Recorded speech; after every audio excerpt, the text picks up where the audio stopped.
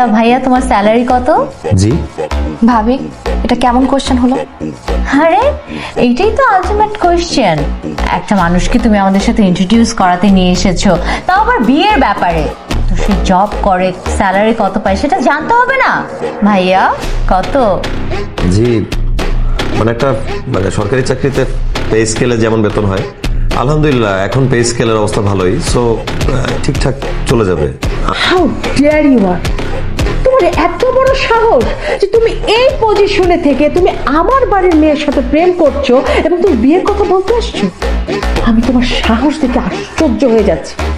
এই বাড়ির সম্মান সম্পর্কে তোমার কোনো ধারণা আছে? স্মৃতি, আমি তোমাকে বলেছিলাম এটা আমাদেরকে ফেস করতে হবে। যাই হোক, তোমার যেহেতু লাইফের ডিসিশন, তুমি তোমার ফ্যামিলি মেম্বারদের সাথে ডিসকাস করে তারপর নিবে এবং যা ভালো হয় তাই করবে।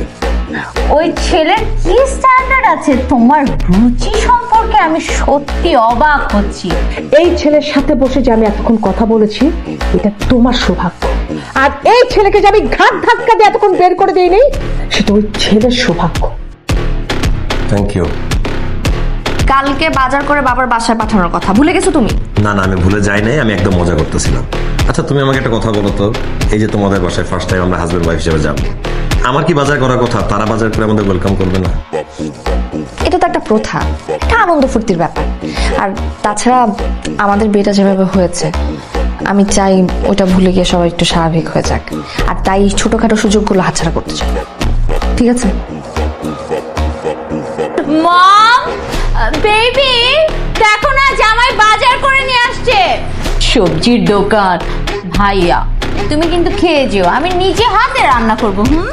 এত লজ্জা করলো না? তোর জামাই ফকিন্নি ছোট লোক, এই তোর একটা বাজার করে নিয়ে আসছে আমার বাসায়, তুই কিছু বলতে পারলি না? অবশ্য আমি যেদিন প্রথম ওই ছেলেটাকে দেখছিলাম তখনই বুঝছি যে কতটা ছোট লোক ঘরের একটা ছেলে। ওই ছেলে যখন বাজার নিয়ে ঢুকছে, ও কি বোঝে না কোন বাড়িতে ঢুকছে বাজার নিয়ে? খুব তো বড় বড় কথা বলে গেছিলি যে আমি এটা করবো ওটা করবো। এখন কেন? কি ব্যাপার, তুমি লাইট অফ করে মন খারাপ করে এখানে বসে আছো? এই দেখো আমি তোমার জন্য ফুলের মালা নিয়ে আসছি। কি হয়েছে স্মৃতি? তুমি বলো আমাকে, তুমি চুপ করে থাকলে আমি কিভাবে বুঝবো বলো? বুঝবো না কেন? তুমি ফিডা খাও? বাচ্চা তুমি এখনো? বুঝলাম না তুমি এই কাজটা কিভাবে করলা রিপন।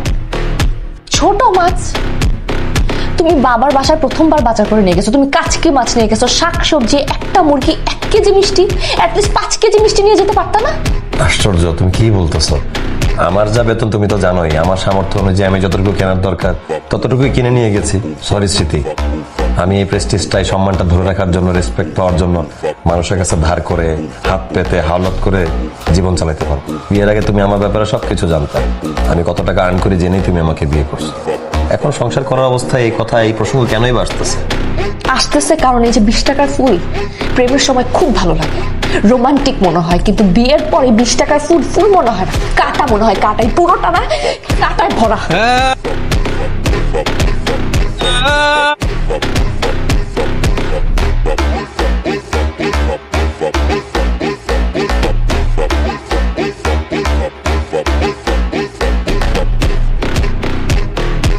আমি যদি বিক্রি হই, তোমাদের দেওয়ার রেটে আমি বিক্রি হব না।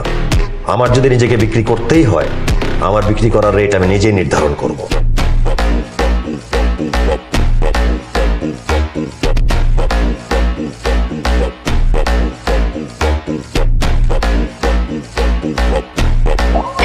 দেখো না টপটা যে কি সুন্দর হয়েছে, আমাকে মানাইছে না? দেখো ভালো লাগতেছে না?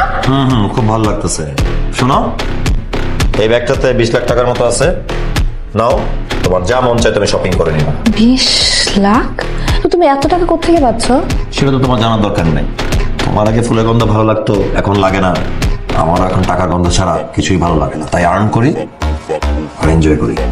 আসো বাইরে। কোথায়? আর কাম উইথ মি, আসো। তুমি কিভাবে জানলা যে আমার এই ব্র্যান্ডের এই গাড়িটাই পছন্দ? আমি যখন দেখলাম আমার ওয়াইফ একটা গাড়ির ফিচার দেখতেছে 5-6 দিন ধরে, আমার মনে হলো তোমার এই গাড়িটা পছন্দ হবে, তাই কিনে ফেললাম তোমার জন্য। পছন্দ হয়েছে তোমার? খুব পছন্দ হয়েছে এবং থ্যাংক ইউ।